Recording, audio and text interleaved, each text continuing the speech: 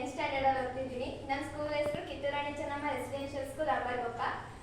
Gurudev sir ಅವರು ಎಷ್ಟು ನಮಗೆ ಇಂಪಾರ್ಟೆಂಟ್ ಮಾಹಿತಿನ ಹೇಳ್ಕೊಟ್ಟಿದ್ದಾರೆ ಅಂದರೆ, ನಾವು ನಮ್ಮ ಕ್ಲಾಸ್ 10th ಸ್ಟ್ಯಾಂಡರ್ಡ್ ಮಕ್ಕಳು ತುಂಬ ಡಿಪ್ರೆಷನ್ಗೆ ಹೋಗಿದ್ರು, ರಿಸಲ್ಟ್ ಕಮ್ಮಿ ಆಗಿದೆ ಅಂತ ಹೇಳಿಬಿಟ್ಟು. ಈ ಸ್ಕೂಲಲ್ಲಿ ಎಲ್ಲರೂ ಅಷ್ಟೇ ತುಂಬ ಡಿಪ್ರೆಷನ್ಗೆ ಹೋಗಿದ್ರು. ಈ ಟೈಮ್ 10th ಅಲ್ಲಿ ತುಂಬ ಮಾರ್ಕ್ಸ್ ಕಮ್ಮಿ ಬರ್ತಾ ಇದೆ, ಹೆಂಗೆ ತೆಗಿಯೋಕ್ಕಾಗ್ತಿಲ್ಲ, ಯಾವ ರೀತಿ ಓದಬೇಕು, ಯಾವ ರೀತಿ ಓದಿದ್ರೆ ತಲೆಗೆ ಅರ್ಥ ಆಗುತ್ತೆ ಅಂತ. ನಮ್ಮ ಕ್ಲಾಸಲ್ಲಿ ಮಧ್ಯೆ ತುಂಬ ಐಡಿಯಾಸ್ ಇದ್ವು. ನಮಗೆ ಗೊತ್ತಿರಲಿಲ್ಲ ಎಷ್ಟು ಐಡಿಯಾಸ್ ಇದ್ವು ಅಂತ. ಯಾರ ಜೊತೆನೂ ಕನ್ವರ್ಸೇಷನ್ ಮಾಡಿರಲಿಲ್ಲ, ಯಾರ ಜೊತೆನೂ ಮಾಡೋಕ್ಕಾಗಿರಲಿಲ್ಲ. ಅವ್ರ ಪಾಡಿಗೆ ಅವರು ಇಂಡಿವಿಜುವಲ್ ಸ್ಟಡಿ ಮಾಡ್ಕೊತಿದ್ರು. ತುಂಬ ಡೌನಲ್ಲಿ ಇದ್ದವರು ಹೋಗಿ ಸ್ವಲ್ಪ ಜನನ ಯಾರು ರ್ಯಾಂಕಿಂಗ್ ಸ್ಟೂಡೆಂಟ್ಸ್ ಇರ್ತಾರಲ್ಲ ಅವ್ರ ಹತ್ರ ಮಾತ್ರ ಕೇಳ್ತಿದ್ರು. ಆವರೇಜ್ ಅಲ್ಲಿ ಕೇಳ್ತಿರ್ಲಿಲ್ಲ ಅಂತ ಗೊತ್ತಿಲ್ಲ, ನನಗೆ ಅನ್ಸಿದ ಮಟ್ಟಿಗೆ ಕೇಳ್ತಿರ್ಲಿಲ್ಲ. ಗುರುದೇವ್ ಸರ್ ಬಂದ್ಬಿಟ್ಟು ನಮ್ಮ ಮನಸ್ಸಲ್ಲಿರೋಂತಹ ಎಲ್ಲ ಡೌಟ್ಸ್ನ ಕ್ಲಿಯರ್ ಮಾಡಿದ್ರು. ನಮಗೆ ಜಾಸ್ತಿ ತುಂಬಾ ಟಫ್ ಅನ್ಸೋ ಸಬ್ಜೆಕ್ಟ್ ಅನ್ನೋಕ್ಕಿಂತ ತುಂಬಾ ಡೌಟ್ ಬರೋಂಥ ಸಬ್ಜೆಕ್ಟ್ ಮ್ಯಾಥ್ಸ್ ಮತ್ತೆ ಸೈನ್ಸು. ಸೈನ್ಸ್ ಯಾವ ಥರ ಓದಬೇಕು, ಮ್ಯಾಥ್ಸ್ ಯಾವ ಥರ ಓದಬೇಕು, ಸೈನ್ಸ್ ಯಾವ ಥರ ಅರ್ಥ ಮಾಡ್ಕೋಬೇಕು, ಮ್ಯಾಥ್ಸ್ ಯಾವ ಥರ ಅರ್ಥ ಮಾಡ್ಕೋಬೇಕು ಅನ್ನೋದನ್ನ ಸರ್ ಹೇಳ್ಕೊಟ್ರು. ನಮ್ಮ 5 ಪಂಚೇಂದ್ರಿಯಗಳನ್ನ ಓದೋದಕ್ಕೆ ಯಾವ ಥರ ಯೂಸ್ ಮಾಡ್ಕೋಬೇಕು ಅನ್ನೋದನ್ನ ಸರ್ ತಿಳಿಸಿದ್ರು. ನಮಗೆ ಗೊತ್ತಿಲ್ಲ, ನಾವು ಯೂಸ್ ಮಾಡ್ತಿದ್ದು 3 ಅನ್ಸುತ್ತೆ. ಕಣ್ಣು, ಕಿವಿ, ಒಂದು ಕೈ. ಕಣ್ಣು ಏನಕ್ಕಪ್ಪ ಅಂದ್ರೆ ನೋಡಕ್ಕೆ, ಕಿವಿ ಏನು ಟೀಚರ್ಸ್ ಕೇಳಕ್ಕೆ, ನಾವು ಕೈಯನ್ನ ಬರೆಯೋದು. ಇಷ್ಟೇ ನಾವು ಯೂಸ್ ಮಾಡ್ತಿದ್ದು. ಇನ್ನು ಚರ್ಮ, ನಾಲ್ಗೆ ಏನೇನೋ ಯೂಸ್ ಮಾಡ್ತಿದ್ದಿಲ್ಲ. ಸರ್ ಬಂದ್ರು, ಎಲ್ಲಾನು ಹೇಳ್ಕೊಟ್ರು. ತುಂಬಾ ಯೂಸ್ಫುಲ್. ಮತ್ತೆ ಈ ಪ್ರಪಂಚದಲ್ಲಿ ನಿಮಗೆ ಇಷ್ಟ ಆಗೋ ಪರ್ಸನ್ಸ್ ಯಾರು ಅಂತ ಕೇಳಿದ್ರು. ಎಲ್ಲರೂ ಅಮ್ಮ, ಅಪ್ಪ, ಚಿಕ್ಕಪ್ಪ, ಚಿಕ್ಕಮ್ಮ ಎಲ್ಲರೂ ಬರೆದ್ರು. ಆದ್ರೆ ಈ ಪ್ರಪಂಚದಲ್ಲಿ ಮೊದಲು ನಮ್ಮನ್ನ ನಾವು ಪ್ರೀತಿ ಮಾಡ್ಬೇಕು. ನಿಮ್ಮ ಅಪ್ಪ, ಅಮ್ಮ ಇವರೆಲ್ಲರ ಮನಸ್ಸಲ್ಲೂ ಇವರೆಲ್ಲರ ಮನಸ್ಸಲ್ಲೂ ನೀವ್ ಇರ್ತೀರ ಅಂದ್ಮೇಲೆ ಈ ಪ್ರಪಂಚದಲ್ಲಿ ನೀವ್ ಇಷ್ಟಪಡ್ಬೇಕಾಗಿರೋ ನಿಮ್ಮನ್ನೇ ತಾನೇ ಮೊದಲು. ಎಲ್ಲರೂ ನಿಮ್ಮನ್ನ ಫಸ್ಟ್ ಇಷ್ಟಪಡಿ, ಆಮೇಲೆ ಇಡೀ ಜಗತ್ತೇ ನಿಮ್ಮನ್ನ ಇಷ್ಟಪಡುತ್ತೆ ಅಂತ ಹೇಳಿದ್ದು ಸರ್.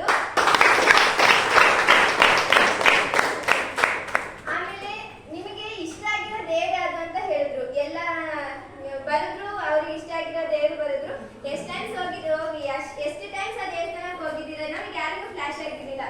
ಅಮ್ಮನೇ ಮೊದಲು ದೇವರು ಅಂತ ಯಾರಿಗೂ ಗೊತ್ತಿರಲಿಲ್ಲ. ಸರ್ ಹೇಳಿದ್ರು, ಯಾವುದೇ ದೇವರು ನೀವು ನಂಬೋ ಅಂತ ದೇವರು ಬಂದು ಊಟ ಮಾಡಿದ್ಯಾ, ನಿದ್ದೆ ಮಾಡಿದ್ಯಾ, ಚೆನ್ನಾಗಿ ಓದ್ಯಾ ಅಂತ ಯಾರು ಕೇಳಲ್ಲ. ಯಾವ ದೇವರು ನಮಗೆ ಅದನ್ನ ತಂದು ಕೊಟ್ಟಿದೆ, ಇದನ್ನ ಕೇಳ್ತೀವಿ ನಾವು. ದೇವ್ರ ಹತ್ರ ಹೋಗಿ ಪ್ರಾರ್ಥನೆ ಮಾಡ್ತೀವಿ, ನನಗೆ ಅದನ್ನ ಕೊಡು, ಇದನ್ನ ಕೊಡು. ದೇವರು ಕೊಡಲ್ಲ. ಹೋಗಿ ಅದೇ ಅಪ್ಪ ಅಮ್ಮನ ಹತ್ರ ನಾವು ಕೇಳ್ಕೊಂಡ್ರೆ ಅವ್ರು ನಮಗೆ ತಕ್ಷಣ ಅವ್ರ ಹತ್ರ ಇಲ್ಲ ಅಂದ್ರು ಅವರಿಗೆ ತುಂಬಾ ತೊಂದರೆ ಆದ್ರೂ ಸಹ ನಮಗೆ ಬಂದು ಹೆಲ್ಪ್ ಮಾಡ್ತಾರೆ ಸರ್. ಪೇರೆಂಟ್ಸ್ ತುಂಬಾ ಹೆಲ್ಪ್ ಮಾಡ್ತಾರೆ. ಸೊ ಜನನಿ ತಾನೇ ಮೊದಲ ಗುರುವು, ಮನೆಯೇ ಮೊದಲ ಪಾಠಶಾಲೆ. ಜನನಿ ತಾನೇ ಮೊದಲ ಗುರು, ಜನನಿಯಿಂದ ಕಲಿತ ಜನನಿಯಿಂದ ಪಾಠ ಕಲಿತ ಜನರೇ ಧನ್ಯರು ಅಂತ ನಾವು ಸರಿದ ಲೆಸನ್ ಕಲ್ತ್ವಿ. ಇನ್ನು ತುಂಬಾ ಕನ್ಫ್ಯೂಷನ್ಸ್, ತುಂಬಾ ಸಬ್ಜೆಕ್ಟ್ಗಳಿತ್ತು. ಕೆಲವೊಬ್ಬರಿಗೆ ಸೈನ್ಸ್, ಮ್ಯಾಥ್ಸ್ ಇದ್ರೆ, ಕೆಲವೊಬ್ಬರಿಗೆ ಹಿಂದಿ, ಇಂಗ್ಲಿಷ್ ಎಲ್ಲಾನು ಯಾವ ತರ ಓದ್ಬೇಕು ಅಂತ ಸರ್ ತಿಳಿಸ್ಕೊಟ್ಟಿದ್ದಾರೆ. ಮತ್ತೆ ತುಂಬಾ ಹೇಳ್ಕೊಟ್ರು. ಏನೇನೋ ಹೇಳ್ಬೇಕು ಅಂತ ಅನ್ಕೊಂಡ್ ಬಂದೆ ಸರ್. ಅಷ್ಟೇ. ಹೌದಲ್ಲ, ಅಲ್ಲಿ ಏನೇ ಹೇಳ್ಕೊಂಡಿರ್ತೀವಿ ಅಲ್ಲಿ ಅದನ್ನ ಸ್ಟೇಜ್ ಫಿಯರ್ ಅಂತ ಹೇಳ್ತಾರೆ. ಎಲ್ಲರೂ ಸ್ಟೇಜ್ ಮ್ಯಾಗ ನಿಂತು ಮಾತನಾಡುವುದು ಅಂದ್ರೆ ಅದೇನು ಇಲೆಕ್ಟ್ರಿಕಲ್ ವೈರಿಂಗ್ ಅಲ್ಲ, ಅದಕ್ಕೆ ಬೇಕು ಡೇರಿಂಗ್.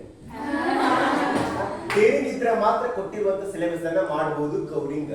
ಕೊಟ್ಟಿರುವಂತ ಸಿಲೆಬಸ್ ಅನ್ನ ಮಾಡಬೇಕು ಕವರಿಂಗ್. ಸ್ವಲ್ಪ ಬೇಕಲ್ಲ, ಅದು ಸ್ಟೇಜ್ ಕರೇಜಿಂಗ್.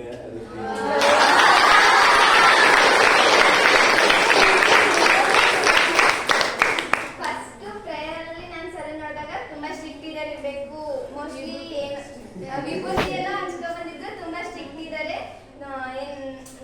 ಚೆನ್ನಾಗಿ ಹೇಳ್ಕೊಡ್ತಾರೆ, ತುಂಬಾ ಸ್ಟ್ರಿಕ್ಟ್ ಇದ್ದಾರೆ ಅಂತ ಅನ್ಕೊಂಡಿದ್ದೆ. ಕ್ಲಾಸಿಗೆ ಬಂದ್ರು. First 6th, 7th, 8th, 9th ಅವರಿಗೆಲ್ಲರಿಗೂ motivational class ಮಾಡಿ ಅವ್ರಿಗೆ ಯಾವ ತರ ಓದ್ಬೇಕು ಅಂತ ಹೇಳ್ಕೊಟ್ಟು, ನೆಕ್ಸ್ಟ್ 10th ಕ್ಲಾಸಿಗೆ 2 ಗಂಟೆಯಿಂದ ಕ್ಲಾಸ್ ತಗೊಂಡ್ರು.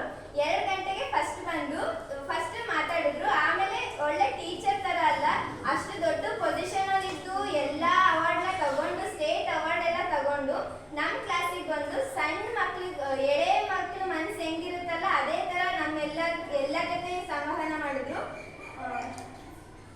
ಪ್ರಿನ್ಸಿಪಲ್ ಸರಿಗೆ ಥ್ಯಾಂಕ್ ಯು ಸರ್. ಇದೇ ತರ ಪ್ರತಿ ವರ್ಷನೂ ಸರ್ನ ಕರ್ಕೊ ಬರ್ತೀರಿ ಸರ್. ಎಲ್ಲ ಎಲ್ಲರಿಗೂ ಯೂಸ್ಫುಲ್ ಆಗುತ್ತೆ. ನಾವೇನು ಡಿಪ್ರೆಷನ್ಗೆ ಹೋಗಿ ಇವಾಗ ಮತ್ತೆ ಹೆಂಗಂದ್ರೆ ನಾವು ಫುಲ್ ಮನ್ಸೆಲ್ಲ ಖಾಲಿ ಖಾಲಿ, ಇವಾಗ ಏನಾದ್ರು ಓದಿ ನಾವು ತಿಳ್ಕೊಂಡ್ರೆ ಅದು ಮನ್ಸಲ್ಲಿ ಇರುತ್ತೆ, ಎಕ್ಸಾಮಿಗೂ ಯೂಸ್ ಆಗುತ್ತೆ. ಅದೇ ತರ ಪ್ರತಿ ವರ್ಷ 10th ಅವರಿಗೆ ಈ ಕ್ಲಾಸ್ ತುಂಬಾ ಯೂಸ್ಫುಲ್ ಸರ್. ಪ್ಲೀಸ್ ಸರ್, ನೀವು ಅಷ್ಟೇ ಸರ್, ಪ್ರತಿ ವರ್ಷನೂ ಬಂದು ನಮ್ಮ ಜೂನಿಯರ್ ಬ್ಯಾಚರ್ಸ್ಗೆ ಹೇಳ್ಕೊಡಿ ಸರ್, ಯಾವ ತರ ಓದ್ಬೇಕು, ಯಾವ ತರ ಓದ್ಬಾರ್ದು ಅಂತ. ಆಮೇಲೆ ನಾನು ತುಂಬಾ ತಪ್ಪು ಮಾಡ್ತಿದ್ದೆ ಓದೋದ್ರಲ್ಲಿ. ನನಗೆ ಸೈನ್ಸ್ ಮ್ಯಾಥ್ಸ್ ಕಷ್ಟ ಆಗ್ತಿತ್ತು. ಸರ್ ಹೇಗಾಗಿದೆ ನನಗೂ ಇವಾಗ ಈಸಿ ಯಾವುದೆಲ್ಲ ಪರೀಕ್ಷೆ ಇಂಪಾರ್ಟೆಂಟ್, ಜೀವನ ಇಂಪಾರ್ಟೆಂಟ್ ಸರ್. ಫಸ್ಟ್ ಜೀವನ ಇಂಪಾರ್ಟೆಂಟ್. ಜೀವನ ಇದ್ದರೆ ನಾವು ಪರೀಕ್ಷೆ ಬರೆಯಕ್ಕೆ ಸಾಧ್ಯ. ಜೀವನೇ ಇಲ್ಲ ಅಂದಮೇಲೆ ಪರೀಕ್ಷೆ, ಒಂದ್ಸಲ ಪರೀಕ್ಷೆ ಫೇಲ್ ಆದ್ರೆ ಮತ್ತೆ ಕಟ್ಟಿ ಬರಿಬೋದು. ಜೀವನೇ ಇಲ್ಲ, ಪರೀಕ್ಷೆ ಫೇಲ್ ಆಯ್ತು, ವಿಷ ಕುಡಿತೀನಿ, ನೇಣು ಹಾಕೊಂತೀನಿ ಅಂದ್ರೆ ಮತ್ತೆ ಜೀವ ಅಂತೂ ವಾಪಸ್ ತರಕ್ಕಾಗಲ್ಲ. ನಿಮ್ಮ ಅಪ್ಪ ಅಮ್ಮ ಕಷ್ಟಪಟ್ಟು ಕಳ್ಸಿದ್ದಾರೆ, ಇಷ್ಟು ಎತ್ತರ ಬೆಳೆಸಿ ಕಳ್ಸಿದ್ದಾರೆ.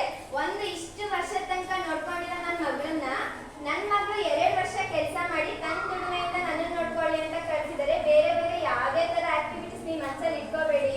ನೀವು ನಿಮ್ಮ ಪೇರೆಂಟ್ಸ್ನ ನಿಮ್ಗೆ ಇಲ್ಲಿ ನೀವು ಒಬ್ಬರೇ, ನಿಮಗೋಸ್ಕರ ಅಷ್ಟೇ ನೀವು ಬಂದಿರೋದು. ಯಾವ ಫ್ರೆಂಡ್ಸ್ ನಿಮಗೆ ಕೊನೆ ತನಕ ಯಾರು ಬರೋದಿಲ್ಲ. ಬರೋದು ನಿಮ್ಮ ಓನ್ ಅಷ್ಟೇ, ನಿಮ್ಮಲ್ಲಿರೋ ಆತ್ಮ ನೀವು ಅಷ್ಟೇ ಬರೋದು. ನಿಮ್ಮ ಪೇರೆಂಟ್ಸ್ ಎಷ್ಟು ಕಷ್ಟಪಟ್ಟು ನಿಮ್ಮನ್ನ ಬೆಳೆಸಿದಾರಲ್ಲ, ಅದೇ ತರ 1 ವರ್ಷನಾದ್ರೂ ಜಸ್ಟ್ 1 ತಿಂಗಳಾದ್ರೂ ನಿಮ್ಮ ಪೇರೆಂಟ್ಸ್ ಇರೋ ತನಕ ನಿಮ್ಮ ಸ್ವಂತ ದುಡ್ಡಲ್ಲಿ ಅವ್ರು ಎಷ್ಟು ಖರ್ಚು ಮಾಡಿದ್ರೆ ಅಷ್ಟು ಅವ್ರ ಋಣ ತೀರ್ಸಕ್ಕಂತೂ ಆಗಲ್ಲ. ಅವ್ರ ಋಣದಲ್ಲಿ 5% ಆದ್ರೂ ತೀರ್ಸಿ ಅಂತ ಹೇಳ್ತೀನಿ. ಬೇರೆ ತರ ಬೇರೆ ಆಕ್ಟಿವಿಟೀಸ್ ಎಲ್ಲ ಮಾಡಿ ನೀವು ಪೇರೆಂಟ್ಸ್ ಹರ್ಟ್ ಮಾಡೋ ತರ ಮಾತ್ರ ಮಾಡಬೇಡಿ. ಸರ್ ಹೇಳಿದ್ರು. ಸರ್ ಹೇಳಿದಾಗ ನನಗೆ ಅನಿಸ್ತು, ನಮ್ಮ ಅಮ್ಮನ ಹತ್ರ ತುಂಬಾ ಜಗಳ ಆಡ್ಬಿಟ್ಟಿದ್ದೆ. 10th ಬಂದ್ಮೇಲೆ ನಾನು ಏನು ಕೇಳಿಲ್ಲ ನಮ್ಮ ಅಮ್ಮಂಗೆ ಇದುವರೆಗೂ. ಏನು ಕೇಳ್ದಂಗೆ ನನ್ನ ಮನಸ್ಸಲ್ಲಿ ಏನಿದೆ ಅನ್ನೋದನ್ನ ಅರ್ಥ ಮಾಡ್ಕೊಂಡು ನಮ್ಮಮ್ಮ ಎಲ್ಲಕ್ಕಿಂತ ಮುಂಚೆ ತಂದ್ಕೊಟ್ರು. ನಾನು ಯಾವತ್ತೂ ನಮ್ಮ ಅಮ್ಮಂಗೆ ಇದು ಬೇಕು ಅದು ಬೇಕು ಅಂತ ಕೇಳಿಲ್ಲ.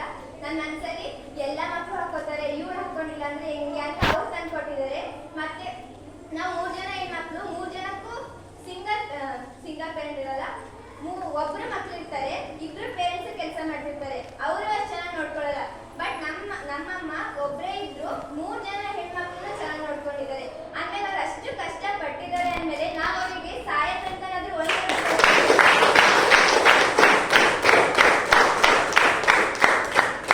ಇಲ್ಲಿ ಎಷ್ಟೊಂದು ಜನ ಪೇರೆಂಟ್ಸ್ ತುಂಬಾ ಕಷ್ಟದಲ್ಲಿದ್ದಾರೆ. ನೀವು ಅವರಿಗೆ ಈ ರಿಸಲ್ಟ್ ಕೊಡೋ ಇಲ್ಲಿ ತನಕ ಅಂತೂ ಆಗಿಲ್ಲ. ಇರೋದು ಒಂದು ಬೋರ್ಡ್ ಎಕ್ಸಾಮ್ ಅಲ್ಲಿ ಚೆನ್ನಾಗಿ ರಿಸಲ್ಟ್ ತೆಗೆದು ನಿಮ್ಮ ಪೇರೆಂಟ್ಸ್ ಎಕ್ಸ್ಪೆಕ್ಟ್, ನೀವು ಈ ಸ್ಕೂಲಿಗೆ ಫಸ್ಟ್ ಬರ್ರಿ ಅಂತ ಅಲ್ಲ, ನಿಮ್ಮ ಪೇರೆಂಟ್ಸ್ ಎಕ್ಸ್ಪೆಕ್ಟ್ ಮಾಡಿದಷ್ಟು ಮಾರ್ಕ್ಸ್ ತಗೊಂಡು ಈ ಸ್ಕೂಲಿಗೆ ಇರೋ ಗೌರವನ ಹೆಚ್ಚಿಸಿ ನಮ್ಮ ಬ್ಯಾಚ್ನ ಗೋಲ್ಡನ್ ಬ್ಯಾಚ್, ಡೈಮಂಡ್ ಬ್ಯಾಚ್ ಎಲ್ಲ ಅಂತ ಕರಿತಿದ್ರು. ಅದೇ ರ್ಯಾಂಕ್ನ ಹೆಚ್ಚಿಸಿ ಆ ಪದವಿ ಗೋಲ್ಡನ್ ಬ್ಯಾಚ್, ಡೈಮಂಡ್ ಬ್ಯಾಚ್ ಅನ್ನೋದನ್ನ ಉಳಿಸ್ಕೊಳ್ಳಿ ಅಂತ ಹೇಳ್ತೀನಿ.